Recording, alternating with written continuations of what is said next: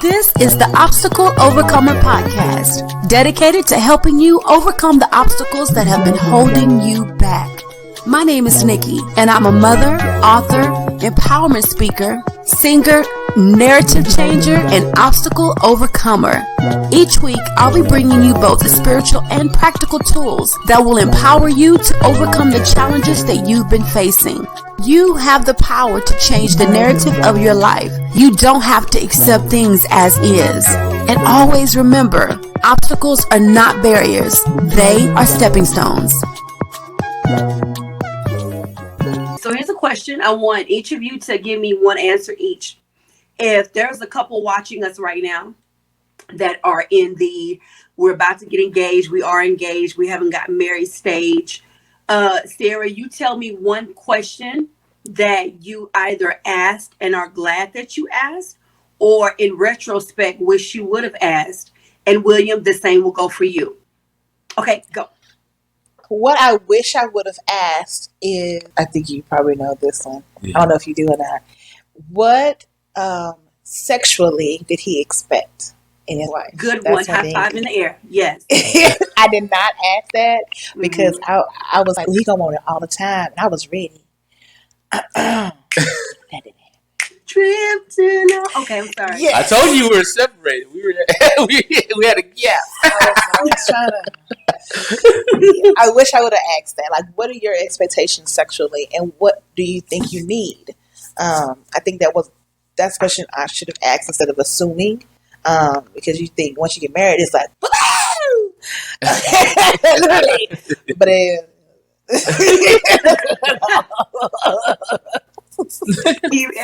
Thank you for the I'm being honest.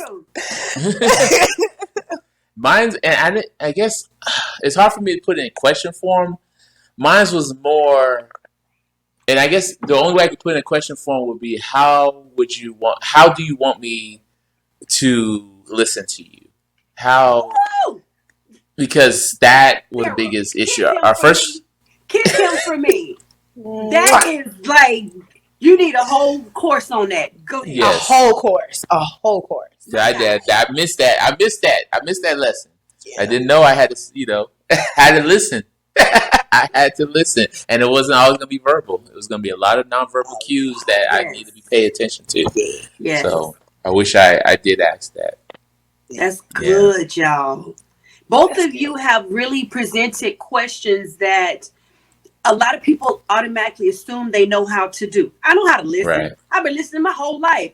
No, it ain't the same when you got to listen to the same person every day, all day. No, it's not. Every day, all day. It's not the same. And for you, Cierra, I love it because we all have that same assumption.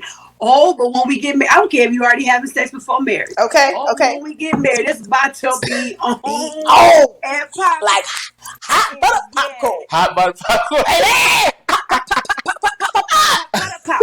And sometimes it'd be like, because responsibilities are real. Being tired is real. Having jobs is real. You know, and one person don't know how to communicate. I want to, but let me take a nap real quick. They'll not do that. You're gonna do it, but you while you do it. You taking naps. Don't point at me. You don't want to take a nap. I've been working out. I'm working out too. Look at that. We in that thing, honey. We in that thing. The glow is real for a reason, amen. Like I said, that was only the first 5 years. Yeah. We've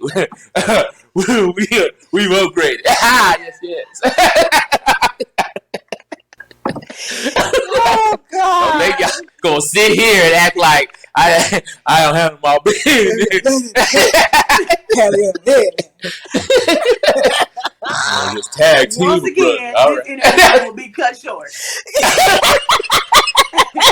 Now he got to go and demonstrate. It's true. Right. Get my manhood back. Remember what you said at that interview today? That part. I know my assignment. Nice. The challenge. Y'all, we are not going to apologize. This is family. No. So, listen. Yes. Okay, so with the answers that the two of you gave, Cierra, now knowing that you wish you would have asked that, what is one thing that you've learned? And William, you wish you would have asked that or wish you would have known that. So what's one thing that you've learned? William, we're going to start with you this time. Because he looked over at you like, babe, please watch what you say. Go ahead. You're right now. Oh. You're right now. It was a tough one because I've learned a lot. I've learned so much. I feel like, and I always turn back to Cierra because she's just that woman that has helped me grow so much as a man. Amen. And I guess the number one thing was just I learned to love, like, for real. I've learned to love, like, genuinely love. I'm not just texting, oh, how you doing? I really mean it. And I'm not just talking about intimate love. I'm talking about loving humans in general. Because if I can't love her, I can't love anybody else. I can't be an effective counselor. I can't be an effective Christian. I can't show the love that God wants me to show to my neighbors. And being in this marriage has shown me that genuine love can actually exist and that I actually have the ability to, because there's a time when I thought I was going to be lonely in a cabin in the woods somewhere, kicking people off my property. I just did not trust people. That was something I had to overcome in my personal life. There was a lot in my past that made me not want to trust people, but Cierra made me trust, in the human again, basically. That's good. But the part about learning to listen to her. What is something that you've learned about that? The non. That's what you. This is the non. I feel like I'm quick. I'm quicker. I am quicker in that. Hey, something's going on. I need to take care of this. My queen is not happy. Let's figure this out.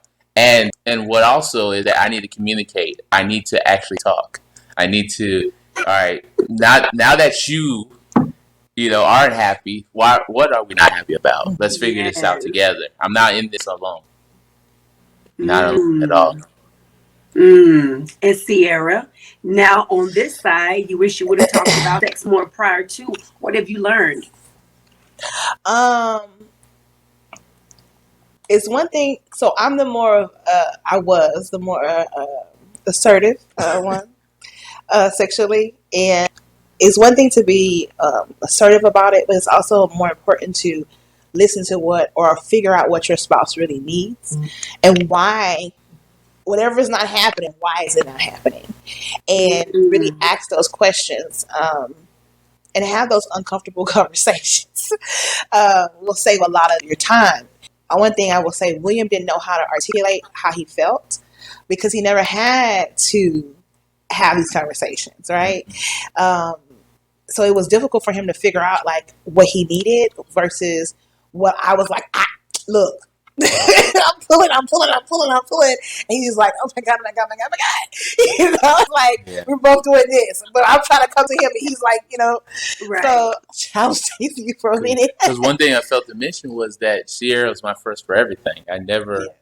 She was the first person I ever actually dated. First girlfriend. Held hands, kids. First everything. Yeah, so when she says I had no experience, I had zero. And Cierra had that. She had that tall task. And it was not about just the sexual part. It's about the intimacy. Right. And I think for William, I understood the intimacy, but I thought he had already got it. Like we've been intimate, but it was more than just, it's the prep before the actual prep. You know what I mean?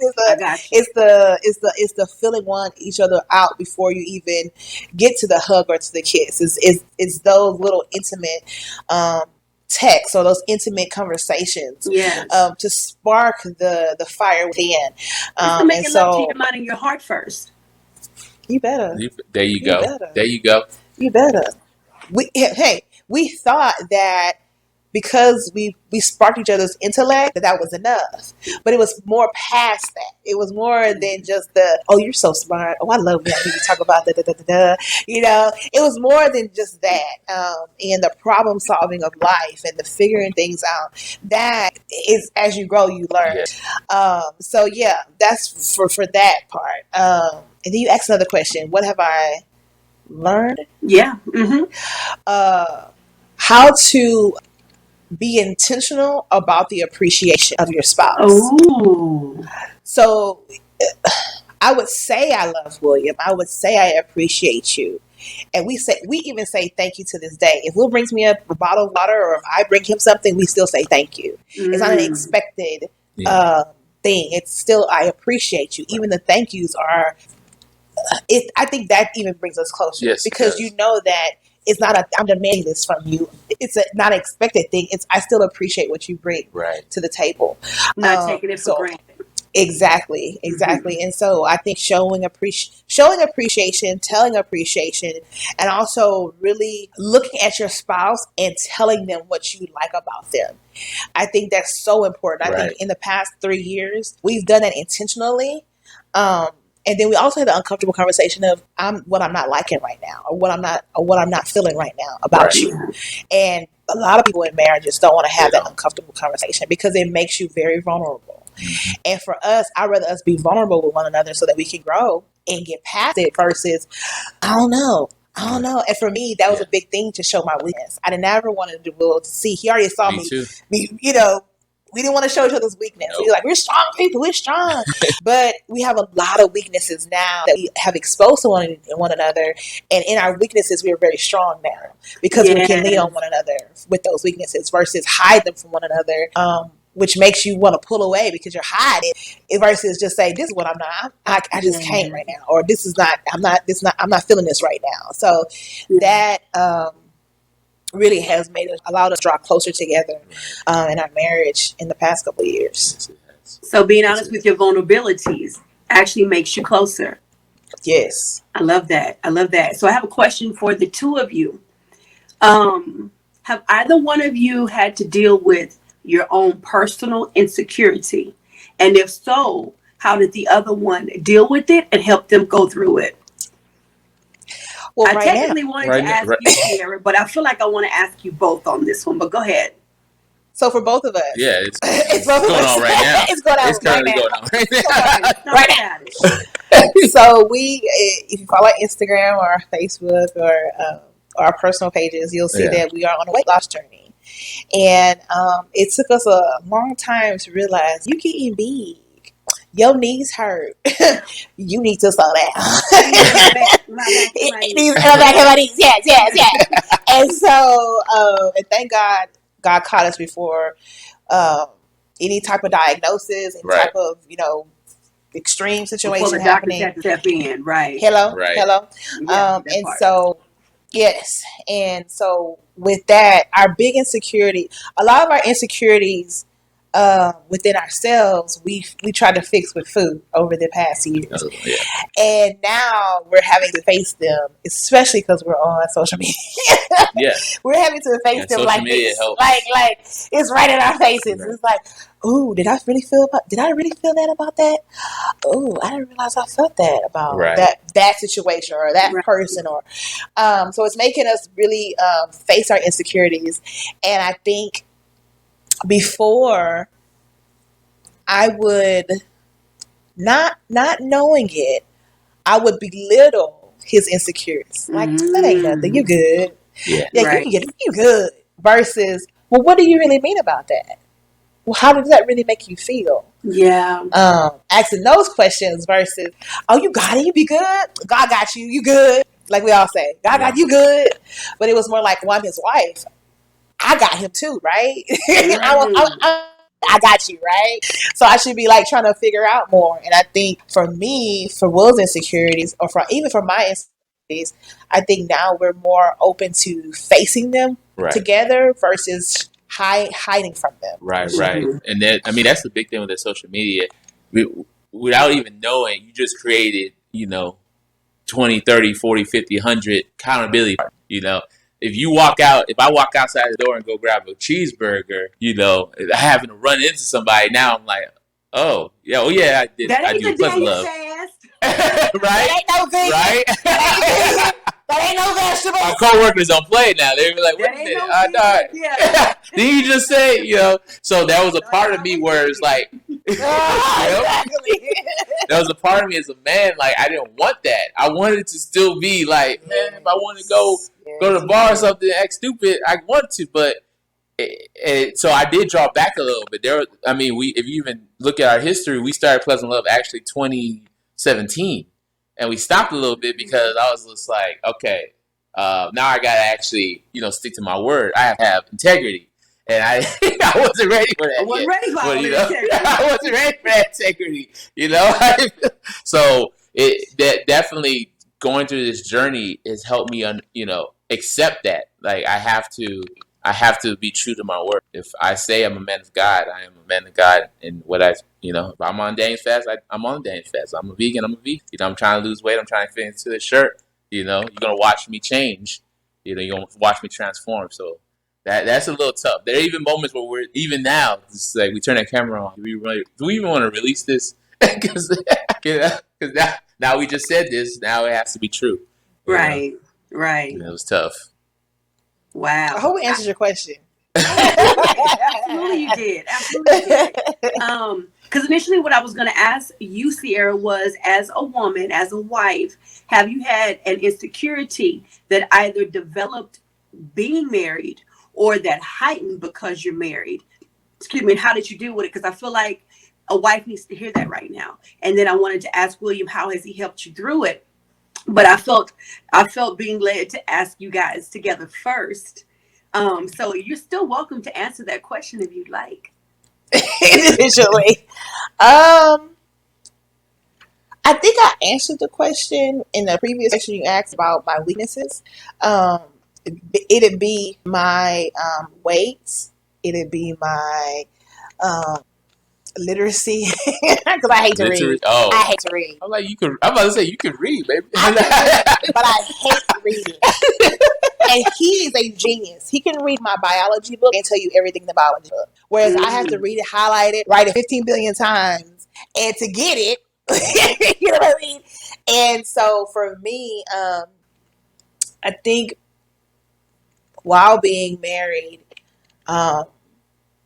if you would have asked me this 5 years ago, baby, it'd be a whole different conversation. Right. It'd be a whole different conversation. But as of now, I think the insecurities that I have now, for us and for me, we put God before we put anything. We put God before we put our marriage. Yeah. And God is the head of our entire existence. And so with that, it has allowed me to be more vulnerable and tap into when I notice something about myself, I have to say it or write it down. And it makes me face it for myself first. And once I'm able to realize that this is really a problem within myself, then I'm more amped now to tell William, because now he's my accountability partner, but he's also my husband. So it's like, hey, I got this feeling, and I want to know, should I feel this way about this, or is it? I'm feeling like this about when you said this. Is this what you really meant? So it's making me face my insecurities. But right now, like I told William, because how God is heavy on us right now, I feel like a superhero, because the things that would have broken me in this season are really my stepping stones, are really helping me overcome. The obstacle overcomer really are allowing us to overcome so many things. Yes. So that we're able to be a light for the world, as God has called us to be. William, did you want to say something on that? And I think he was. You said it because you were the role model. You were the example of what to do. You said it. You're intentional with your appreciation. When I see her down, to make sure I'm always that uplifting. There was a time where I was mean. I admit it. It's like, come on, stop being weak. Let's go. Like, you got this. Why? Because here was my thought. The woman I met in college had so much confidence. That's what I fell in love with. And in my mind, I couldn't fathom that would start diminishing as she got older.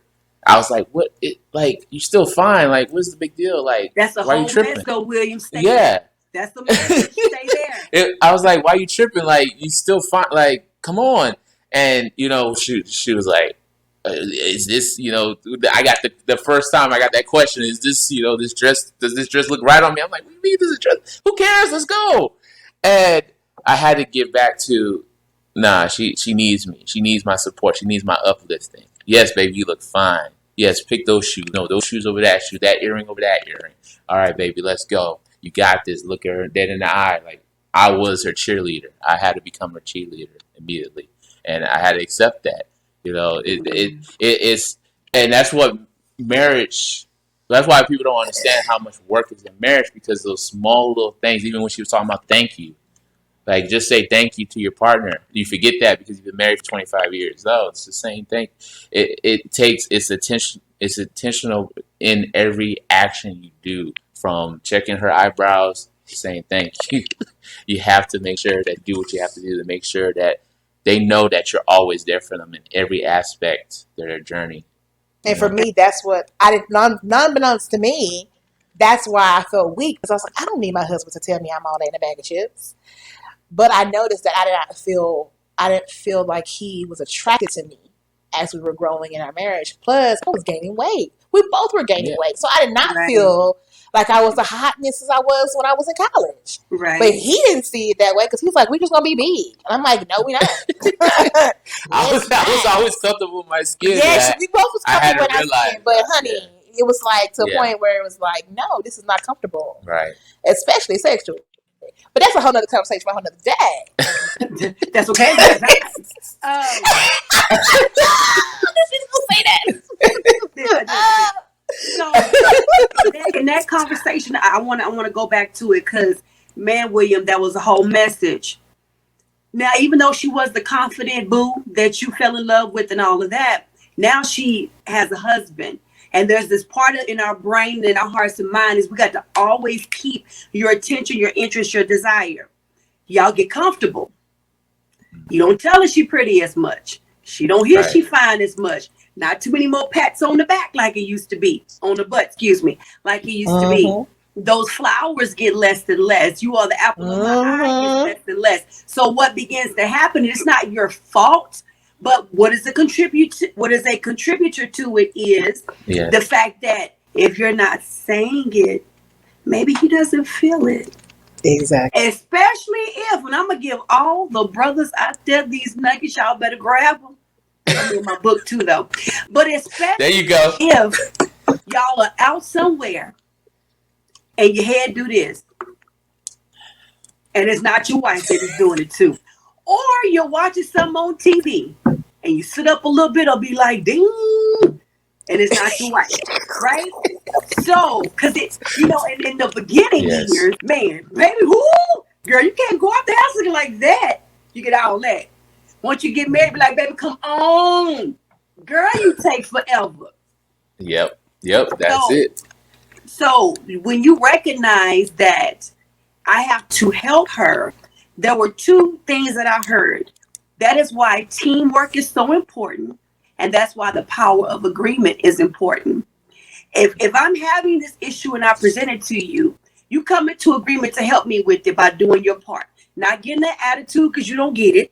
Not getting the attitude because you don't understand. Well, if I tell you that you're beautiful, that may not be getting it. How you telling me? You get what I'm saying? But the power of agreement said, this is an area that my husband or my wife is having an issue with or a weakness with. I'm going to agree to do my part. The teamwork comes in just like if you're tired, you expect your wife to have your back. When she's tired emotionally, when she's tired spiritually or whatever, she expects you to have her back. So when I say teamwork and power of agreement, what does that mean to you? One of y'all take teamwork, one of y'all take power of agreement. I'm going to take power of agreement. All right. You take teamwork. Go ahead with power of agreement. I can do both. Check. because they look like a man. Power of agreement. So before we took on this challenge of the Daniel fast at the beginning of this year, I had already been playing my diet between a pescatarian, vegan, vegetarian, keto, low carb. And so I had been playing with it because he wasn't budging. He was okay with how he was eating. He was okay with all of that. And it was frustrating for me because I'm like, bruh, come on. Like, if you want to have children, our goal is to have children. We both have to be way healthier. I'm not going to be running after this kid by myself. I'm married to you for you not to be just a pillar, but to be active. Right. And so, so I just kept moving forward. I'm like, so the Daniel fast happens at the beginning of the year. Thank God for our church. We do the Daniel fast, and William's like, wow, I feel so much better. I feel so much lighter. I have so much clarity. And at that time, he was able to really talk about his feelings in a completely different way. And thank God for our church. I thank God for his closeness that he had on us this year, beginning of this year, still does today, which allowed us to be in agreement in the beginning of the year about the Daniel fast. And then when God spoke to me and said, you want to be closer to me? You got to do it every month. And I was like, for real? Like, seriously? Seriously, Really? So and I even looked at her too. I was like, really? He told you? Did he tell you for us or just you? And when William agreed upon what God told me, that's when I think our powers collided. Old school powers collided. And so with the power of agreement, when we came to agreement about what God had called upon us, that's the first thing. It made everything so much more clear and much easier to communicate and talk about. And I say that because that's our source. If that for the first 5 years, we had found ourselves not going to God first. It was like, oh, we got this. We educated. We got our degrees. Jesus on our side. He was like a side piece versus the head. I was going to say, because the degree was running y'all for a second, huh? Hey, your potential versus your purpose. Yeah. Hey, anywho, that's a whole word. But so when we from that Daniel fast agreement, and also agreeing to do a pleasant love. Once we started agreeing on a lot of things, even though if it was not in the same time frame, but it was giving us the sense that we're in this together, things just started rolling really easy. And communication was a lot better. Yes. And we're both more open to hearing one another's side versus, well, this is how I should go. That's for me. This is how I should go. Or no, this is what I really think. You know, and just leaving it at that. Like, versus, let's have a conversation and come to a compromise about whatever it was. And no one could get in our ear. It's before someone said something, it was easy. It was easy. Someone could get in my ear. Now I'm either depressed. I'm hungry when I'm really not hungry. You know, I want to drink something when I really don't really need it that moment. You know, it just I didn't have those. I didn't need those influences. Didn't influence because of the power of agreement. I knew like seconds they said something. Nope, me and Sierra in this together. Nope, that's not for me. Nope, let's go on. Let's move on. And then with teamwork, and I thank you, Sierra, so much. I'll tell you right now. For me, teamwork is being able to fill in those gaps when I fall. You know, or you know, like I said before, being that cheerleader when I need to be cheered on, especially during this, when I knew that when Sierra was a true team member, because even though I was not in agreement with her with Daniel fast, she never stopped praying. She never stopped pushing. She never stopped. She always spoke things as if they are. We are gonna have a baby, but you're gonna have to figure it out. That's what team members are. That's that tight inner circle that no one could break. And it's exactly what I needed, because for a long time, even though I was married, I still felt like I was in this by myself, and there was no reason. There was no reason I needed to. We call it the devil. You could call it my ego. You could call it my pride. Whatever you want to call it. I just felt like I was by myself in this for no reason. And Sierra never gave up on me, and I thank God for her for that. She made sure she realized we are a team, and we're not gonna. She wasn't going to leave me over this, small weakness I have. He was giving you props on my other podcast on Sunday, baby. Yes, I did. Yes, he did. Y'all know if you follow me, y'all know I do their POV with Nick and King on Sundays live with my best friend King, and William was watching in the comments and we were talking about relationships that upgrade you. He was like, I ain't gonna lie, my wife upgraded me. Come, you better represent her.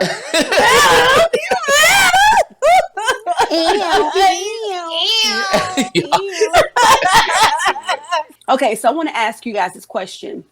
How important is it to keep people out your business? I couldn't even get the question. You already know the answer. That's why you laughing. You know the answer. Can we get tackle this? Can I tackle it, baby? You want to ask the question again? Are you good? No, I'm gonna leave it there. No, go ahead. Okay, wait. I had a part 2 to it, but I couldn't even get the first one. Because I'm like, oh, their answer's about to be amazing. Ooh. Go ahead. So, it's levels to keeping people out your business. Okay, let's say that. It's levels. Because, your family want to be in your business. Your friends want to be in your business. Sometimes the church want to be in your business. Your church want to be. Sometimes we put people in our business. Hey. Yeah. And how can I say this? I always thought that our marriage was a ministry. Mm-hmm. But I didn't understand the magnitude of that ministry. Mm-hmm.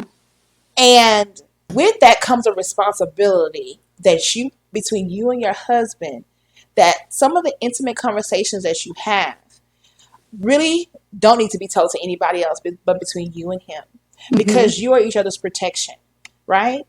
And I had to learn. We'll ain't tell about nothing. But I was like, what you think about this? What you think about that? What you think about this? And I'm like, you told them what? I did. Because I was like, Jay, that's my experience. It was like, no, talk to me about it. I trust you, baby. And some people did have the best intentions. Some people have the best intentions, but some people do not. Mm-hmm. And so praying for an inner circle that can feed into you, be it positive, be it encouraging, be it correction, and cover you. And cover you is so important. Yeah. And I think that praying and asking God to send the right people to be a part of your life is so important, because you can hope and wish for a friend or a person that comes into your life. But if they're not the right person, they tend to pull you away from what you know is true. Mm-hmm. And I know this is real. This is true and real. And keeping people out of your business, it's a respectful thing to do. I mean, it just really is. Yeah. Yes, love on people. Yes, share your knowledge of your marriage. And if you have questions, go to that inner circle. Don't tell everybody your business, because everybody don't have the best intentions for your marriage. Some people want to see you fail. They don't want to see you succeed, and they will tell you the wrong things. So I would say this: I've gotten a lot of advice. Some people will hate me for saying this.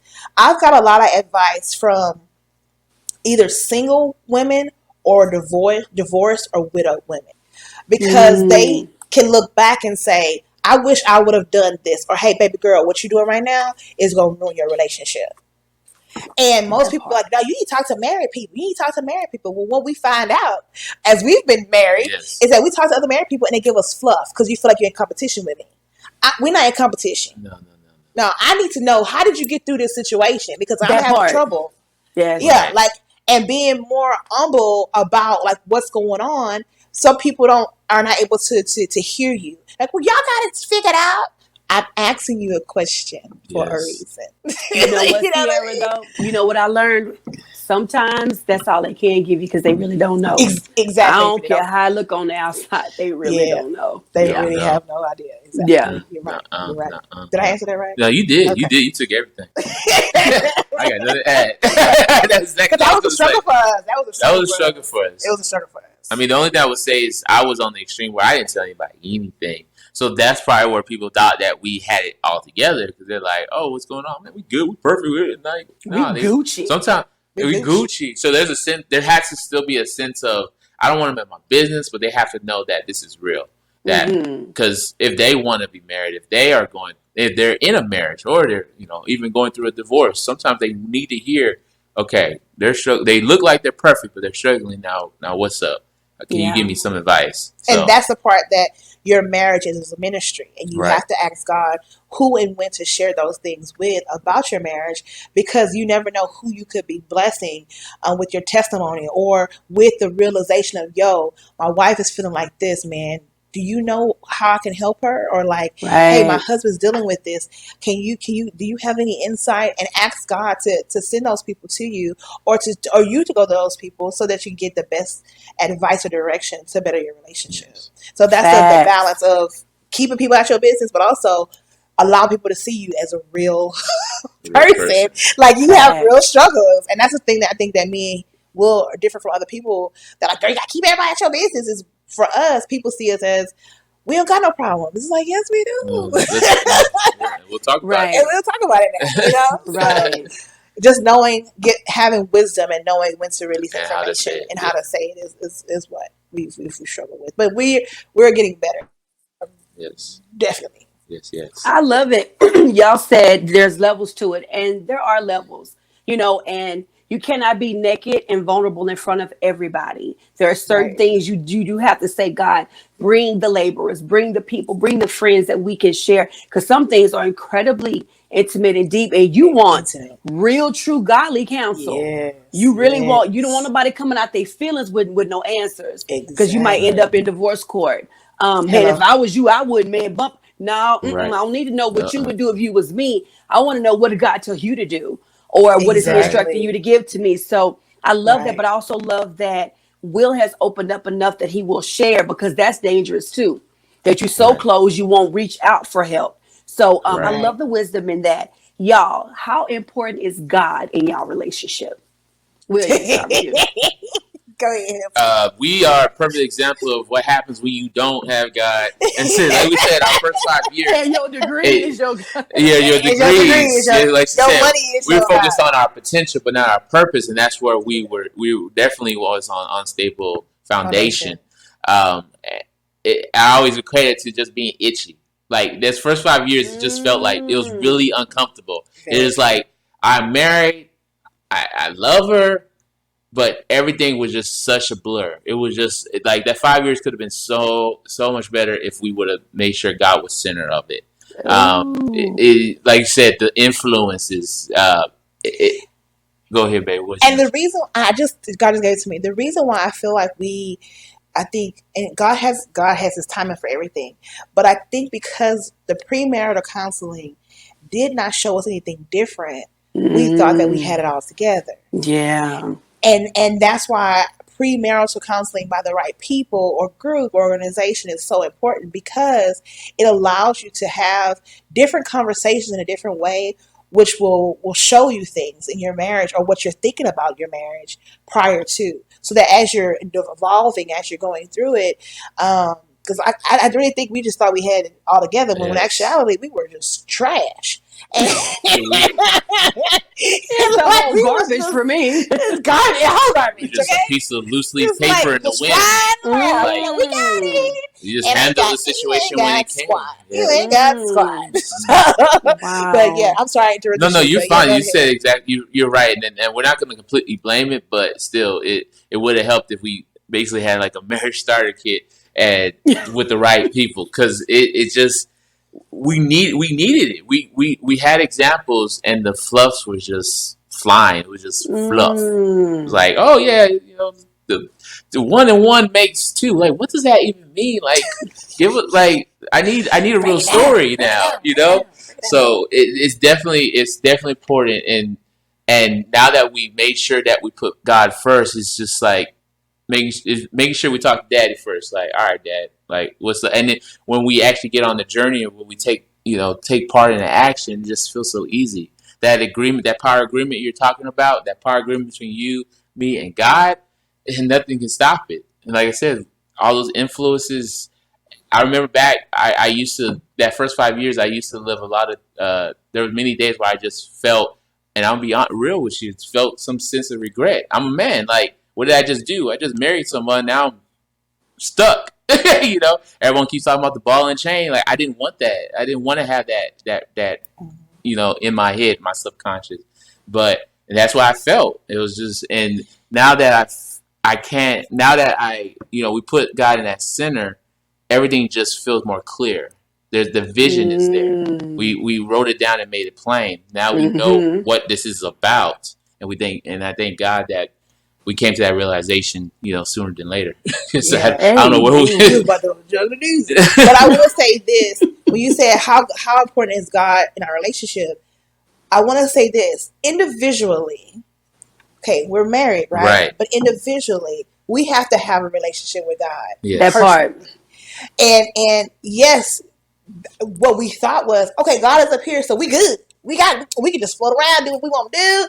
And it was like, but what about your own intimate time with God? Yes. What is God directing you to do? Yes, you're right. Because when God was telling me we need to change our diet and our habits, and I was he wasn't. He was just like, I'm good. And I'm like, God, I need you to come on. I need you to fix this. I need you to help me because I know you have a legacy for us. I know you have something for us, Lord. And so I'm gonna keep walking. And I thank God for my mom. I thank God for my friends who my godly counsel who said, Cierra, still march to that beat. Keep going forward.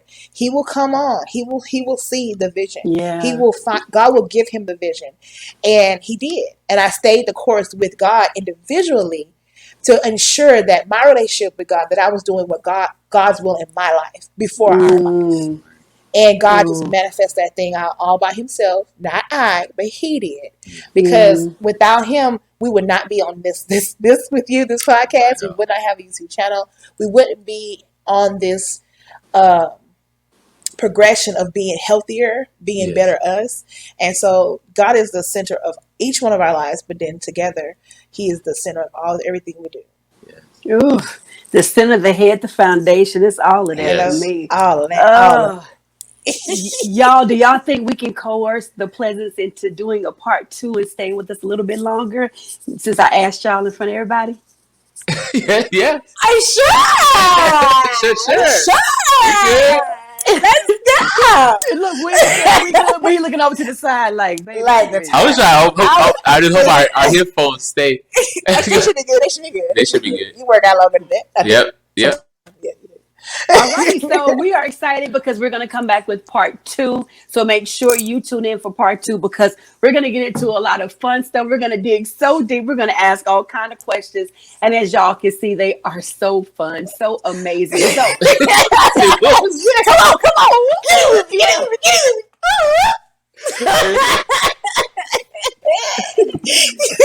So you guys, be sure to tune in for part 2. You can reach them on Instagram, Facebook. We're going to talk about their podcast in part 2. We're going to talk about their YouTube channel in part 2. So make sure you stay tuned. Y'all, thank you so much for being here with me today. Yeah. Thank you, Nikki. Appreciate it. All righty. We will see you guys in part 2. Thank you for watching. Thank you so much for joining me today. If this was your first time tuning in, welcome to the Overcomers family. I cannot adequately express my gratitude to all of you for tuning in today. If today's show helped or impacted you in any way, it would help me tremendously if you would review and rate today's episode. And please be sure to leave me a comment on whatever platform you are listening to this podcast. Also, be sure to connect with me over on Facebook and Instagram at the Obstacle Overcomer Podcast.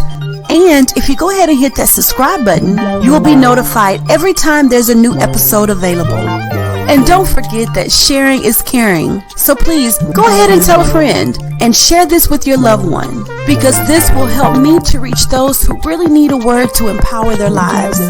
Again, thank you so much for tuning in. And don't forget that obstacles are not barriers.